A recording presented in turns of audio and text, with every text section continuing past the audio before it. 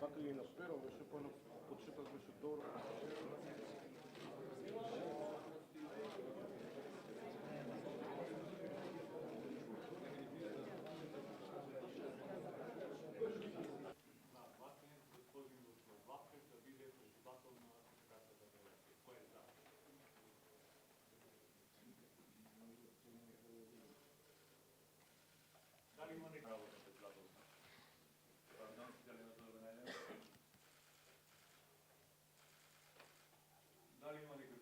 На сите градови, населени места, региони во кои што се игра кошарка.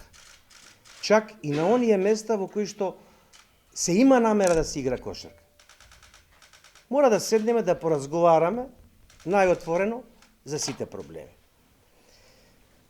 Не би сакал да се изненадите ако инсистирам на тие состаноци да бидат и луѓето од локалната самоуправа, бидејќи состојбите наши се такви, сопственици во главно на овие клубови се шефовите на градовите, градоначалниците, местата во кои што сте вие излезени. Најголем дел од вашите средства се обезбедени од тие извори. И не мора со сопствениците на клубовите исто така да си го земеме муабетот. И да видиме, ќе одиме заедно во некоја насока или ќе имаме различни правци, што не е убаво. Претпоставувам и вие сте за тоа.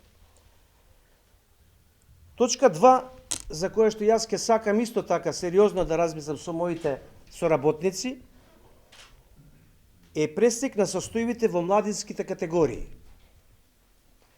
Тие категории се директно во корелација со сопствениците на клубовите, со вас како раководители на тие клубови и со нас како представници ваши.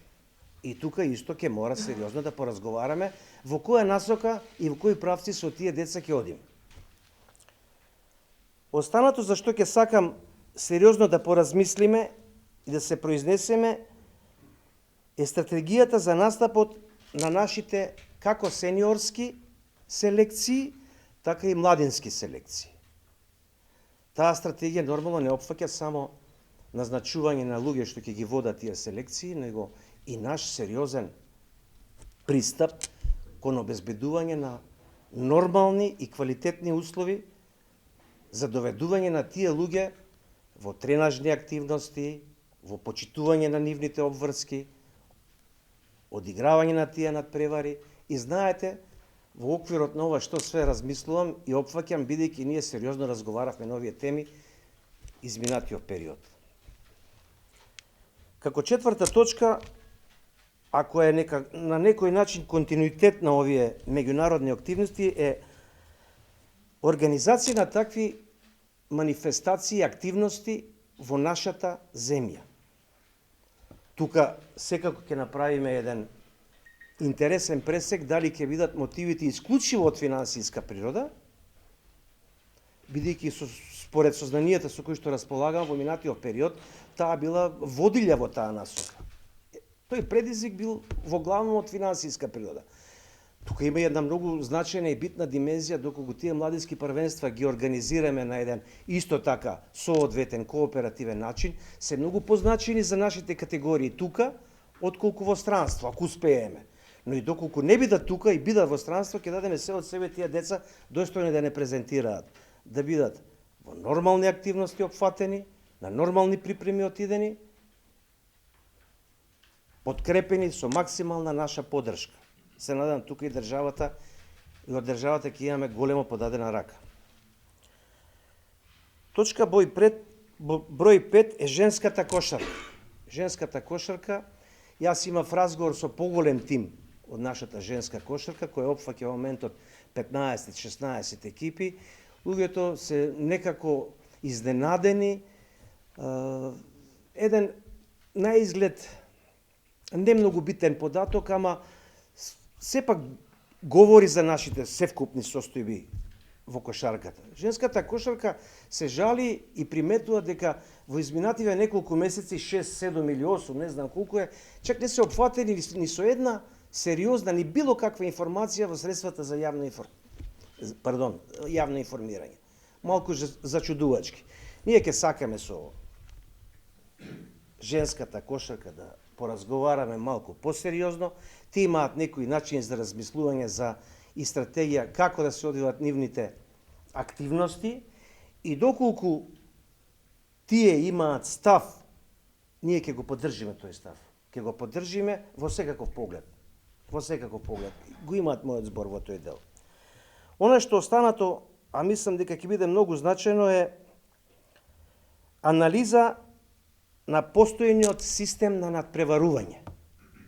Со тоа зборувавме скоро со сите прволигаши. И со голем дел од второлигашите и со скоро сите женски клубови. Тој постојен систем е навистина предмет на сериозна анализа, ќе биде предмет на сериозна анализа, размислување, но ви уверувам дека одлуките нема да ги донесеме ние како први луѓе на Федерацијата, него одлуките ќе ги донесеме заедно. Заедно. Бидејќи секоја промена на тој дел ќе биде во некоја индиректна или директна корелација или некорелација со законската регулатива која што се однесува на средства во основна исплата. Ако си трето лигаш, не добиваш, ако си второ лигаш, добиваш, што ќе значи тоа за некои клубови што сега испаднале, некои не испаднале, ние помалку потрошивме, они повеќе потрошија. Значи тоа нема да биде настав, ние ќе имаме настав, но заедно со вашите размислувања ќе го ставиме во компилација и ќе извлечиме некое чврсто решение за во наредната иднина. Може би следното надпреварувачко правенство нема да имаме можност тоа да го направиме, но ви ветувам дека потоа што следи, тоа ќе го направиме. Нешто многу значено, кое што јас го почувствувам и го почувствува во целиот период додека бев активен прволигаш, активен представник на кошаркашките прволигаши.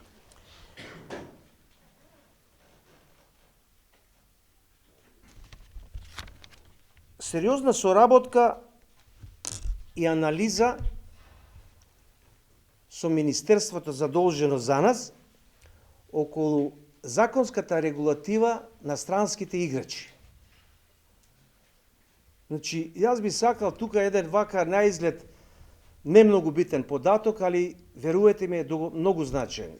Нашите странци кога настапуваат во нашите првенства, тие вообичаено имаат некоја постапка и процедура за регулирање на тој статус во нашата држава, која што трае, мислам дека е минимум 4 месеци. Може би некои позабрзо ќе ја дотерат до 3 месеци, но тоа е сериозен период. Замислите несакана состојба да тој предизвика некаков законски непожелен инцидент и да е во право тој човек. Но самиот факт дека не му е регулиран статусот ќе не доведе во состојба да ние имаме проблеми.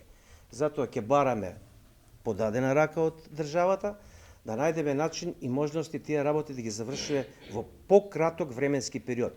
Дејќи ние исто така ќе имаме и пропусти.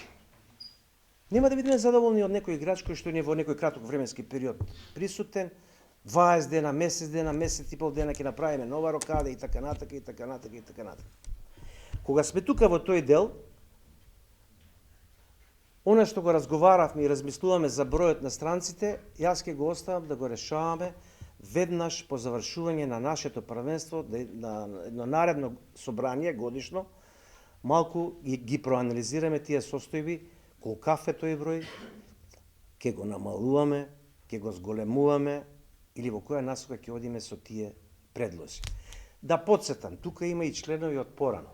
Ако се сеќавате, едно време, пред од прилика 13-14 години, имавме едно решение млад играч од 18 до 20 години да игра одреден број на минути во тимот.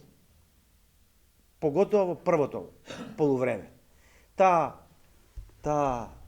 работа не беше прифатена, после еден одреден временски период, ја укинавме и ја заборавивме.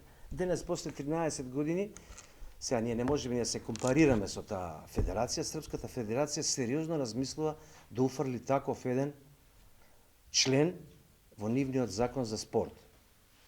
Значи, ние мораме да размислиме како и на кој начин ќе ги усмеруваме тие млади категории и како и на кој начин ќе бараме државата да ни помогне во законската регулатива за пеглање на тие состојби.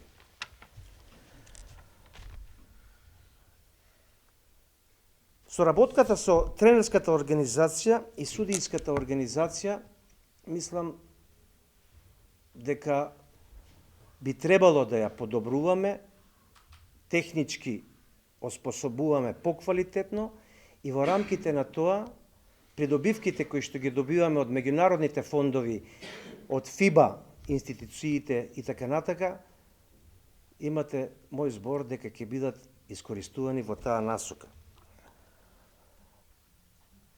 Ускладувањето на нормативните законски акти, тие барања ќе ни бидат интензивирани и барани од ваша страна. Посебно сакам да искажам уверување дека на разговорите што ги имавме со клубовите, имаше впечаток дека таа воспоставувањето на таа соработка со Министерството за спорт, некои ја пофалуваа, некои мислеа дека треба да биде поинтензивно, да се интензивира малку. Ние со самото ваше присуство тука ни давате сигнал дека ќе бидете на наша страна. Ви благодарам многу за тоа. И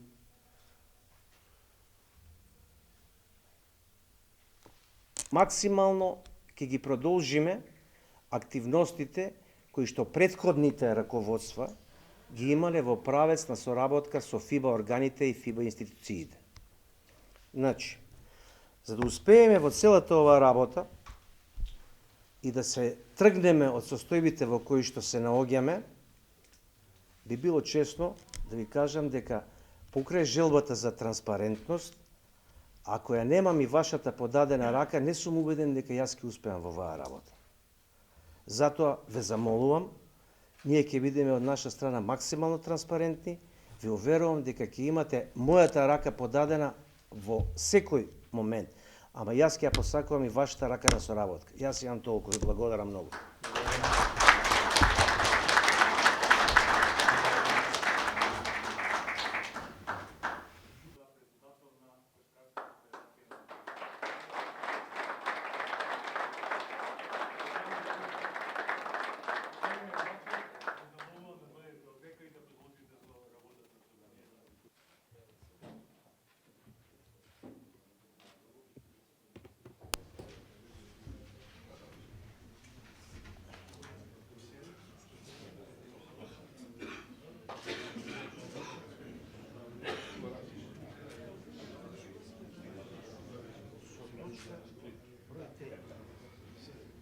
Почитувани делегати, преминуваме со работа по третата точка од денес прифатениот дневен ред, а тоа е разрешување на управниот одбор на Кошаркашката федерација на Република Македонија.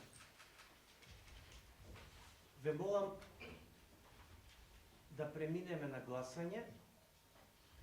Кој е за постојниот управен одбор да биде разрешен, со кревање на зелен картон да се произнесе?